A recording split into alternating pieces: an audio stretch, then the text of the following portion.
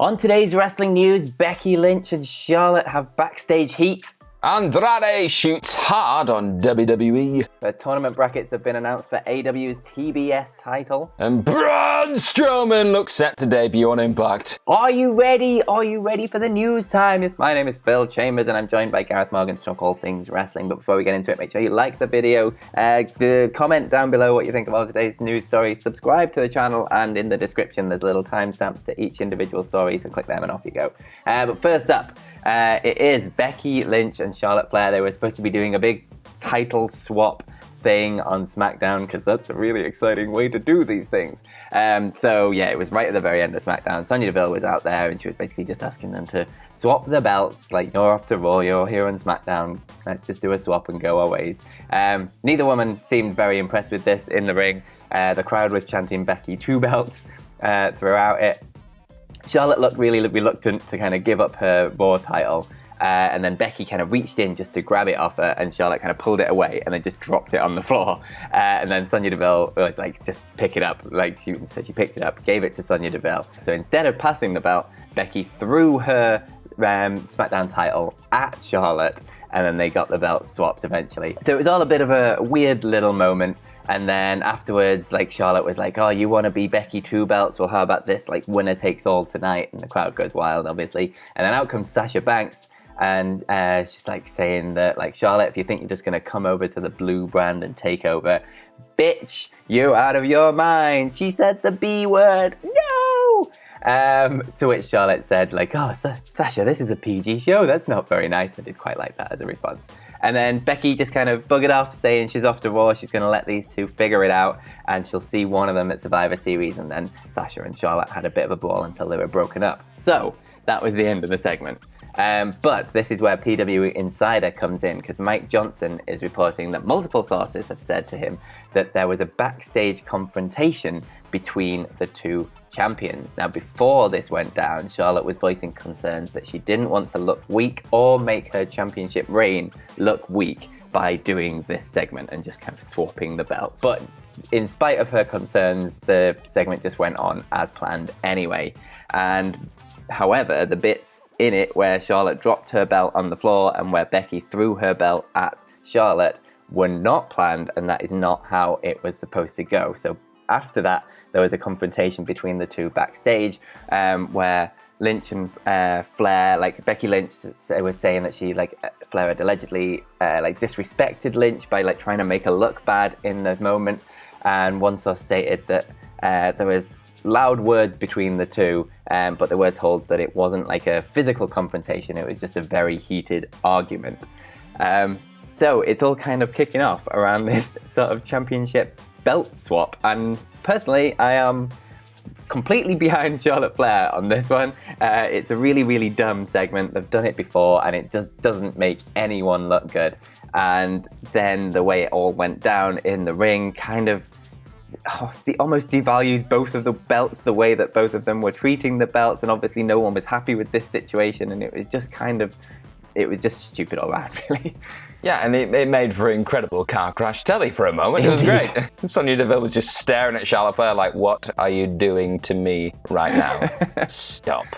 It's just one of those things, I guess, when you've got the massive stars, really. Like, you just got to call it how it is. You've got massive stars here that just don't want to look bad, and you get given this kind of script, this kind of moment where you're pretty much being told to trot out there and look bad for the most part. You're going to get this. You're going to get people just tempers flaring up and people blaming other people and saying, you're trying to make me look stupid in this moment. It's a bit of a sad development when you just look at where Charlotte Flair and Becky Lynch were, I guess, if this is true. This did actually go down backstage. Like, they were really good friends at one point, and you can just see lives change. Like, obviously they've gone off in the different directions, and now it is about just being in the position where you are the top person in the company, full stop, and they both want to be that, evidently. If you listen to Charlotte Flair, she gave an interview with Renee Paquette a couple of weeks ago, and it did come across there that she still sees herself as the top person in the company, and that's something obviously that Becky feels the same way about as well. You're going to get this friction, and if it does lead to a bit more drama just laced into things, if they do actually, like, fight at Survivor Series,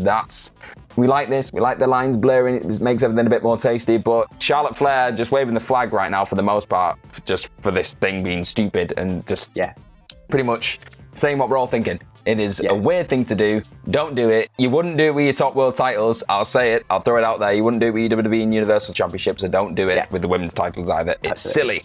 And you say Andrade that's feels like that way the as saving well. grace behind this is that Survivor Series is kind of coming up, so we probably still will get the Charlotte versus Becky match, and if they can somehow turn this into an interesting feud, then at least there's more there than there would be if it's just brand warfare, which is also complete rubbish. But yeah, just don't book yourself into these corners where you have to do these stupid belt swaps that never make anyone look good. Like, they just don't work. Stop doing it. And do you get an additional title reign for that? That's why I never understand. Does it get notched up as you've suddenly become... So. It's just weird. I can't remember what like they a did weird last time, but I slash don't think next so. to it. It's stupid all around. Yeah, we don't like it. And Andrade apparently agrees, to be honest, because he's popped up on Twitter, and it's quite a subtle tweet, this, so we might have to really look into the complexities behind it. But he tweeted out, "F you, WWE." So yeah, not sure what he means by that personally. But, I'd say reading between the lines, you can probably figure it out. Yeah, you can just join those dots together. It does seem as though obviously Andrade is the fiance of Charlotte Flair, so you feel like, oh, is he just responding to what's happened backstage? Is that the thing, or is it just Andrade giving WWE 2 fingers and just saying screw you because him and Pac had an incredible match on Rampage and they were both in WWE and WWE completely fumbled both of them and they're just going, this is what we can do, screw you guys. So it could be either or, but it's evident. I imagine it's a little bit of both. Yeah, exactly. A bit of a combination. He's covered a lot of bases there in about 5 letters, so he's an efficient man, and we salute you, Andrade, for just saying it like it is, my friend. Yeah, absolutely. All for it. Not much more to add to that. He kind of said it all himself. I wish I had this kind of efficiency with my tweets, Will. I know, right? But yeah, speaking of AEW, they did announce the AEW TBS title tournament brackets. And it's all quite interesting. It's a little bit strange, but we've got Penelope Ford versus Ruby Soho, Anna Jay versus Jamie Hayter, The Bunny versus Red Velvet, and Serena Deeb versus Hikaru Shida. But weirdly, they've got kind of 4 women that they've kind of just given a bye through the first round and have automatically advanced into the sort of quarterfinals, and that is Thunder Rosa, Jade Cargill, Nyla Rose, and Chris Statlander.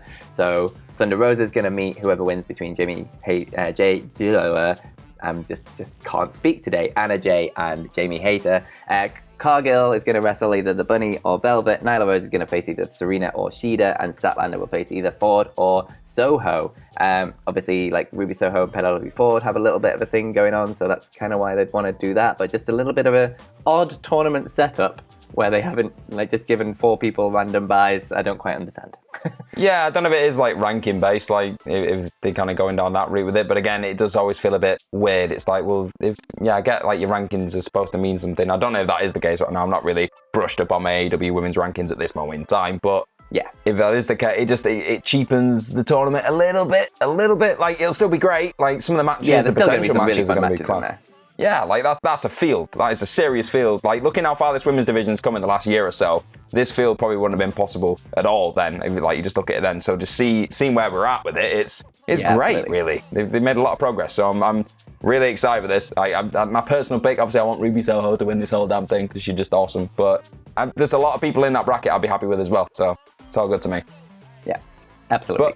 But another big twist. An unexpected twist, well, kind of expected if you've been really keeping your ear to the ground when it comes to wrestling news this week, is a debut. Could be happening, a big one, a big old Braun debut. And Bound for Glory is apparently going to be, potentially going to be happening because Adam Scherr has been spotted flying to Las Vegas from Chicago. So PW Insider have said that it's looking like he's going to be using the nickname The Titan going forward, and he's expected to debut this weekend for Impact Wrestling, and it's most likely going to be at Bound for Glory. Obviously, they do a lot of tapings over the weekend, so there's the chance he could just pop up on Impact Wrestling later down the road, and they'll just tape it for now. But you kind of want somebody that big maybe to pop up on your biggest pay-per-view of the year. Just a little thought, so that's probably what they are going to do. He was spotted having a meeting last week with Impact Executive Vice President Scott D'Amore. That was in Michigan at the Motor City Comic Con, and they apparently had a really long conversation, probably talking about all the money that they're going to give to Mr. Strowman, or whatever his name's going to be. The Shermanator. That's what I call him. Adam! Yeah, Adam! That's patent pending, actually. I think that's a WhatCulture trademark right there. He was obviously released in June, like, as part of WWE's big, like, round of releases. And in terms of, like, his activity, it's been an odd one, Braun Strowman, because he's not just jumped straight back into wrestling and just started battering everyone on the independents or anything like that. He's announced earlier this month that he's going to be an analyst for the Mr. Olympia Arm Wrestling Championships for NBC Sports. So he's doing that. He's got big arms, this guy. We've seen him. And he also returned to the ring, kind of in a way, at EC3's Free the Narrative 2 thing that's on YouTube now. So he's dabbled back in the wrestling world, but he's not like explicitly just jumped straight into it and like signed up for a company yet until this moment. Let's see. Until now. He's been an interesting one. He kind of came out of WWE and immediately like knew his own worth. So like he's the kind of guy that you'd kind of want to crop up in the indies because like the size of Braun Strowman and getting him in like a 16-foot indie ring against indie guys would just be absolutely hilarious. And I think you could do some really entertaining things there. But rumors way back when he first came out was that he was pricing himself very, very high coming out of WWE and completely priced himself out of the market for independent wrestling and things like that. But at least he knows his own worth and he knows what he wants, and he's going for it. And Impact have been advertising this Bound for Glory show as like who that could show up, like past wrestlers, like basically like they had Samoa Joe on their original videos because that was back when he was first released from WWE. Basically everyone that had been released from WWE that had any kind of link to Impact whatsoever, they were basically teasing in this video package of just like it could be absolutely anybody. And now we've got Inspiration, the Iconics obviously are coming back on Bound for Glory as well, and we've like got the rumors of Braun Strowman, and there's still a big mystery man match thing, so there's still could be some very interesting things happening. So I think Bound for Glory is definitely one to watch for the future of Impact Wrestling. Yeah, and I just hope he's used well, Mr. Braun, Mr. Sher, Mr. Titan, because I think, he had a bit of a weird stuttering finish in WWE, and he deserves to be treated like the attraction he is. He did. I think he'll have a good run in Impact, though. He's a very different to everything else on that roster, and I think they could easily market that. He is a very, very, very, very sellable look, let's say. Big, bold, and muscly.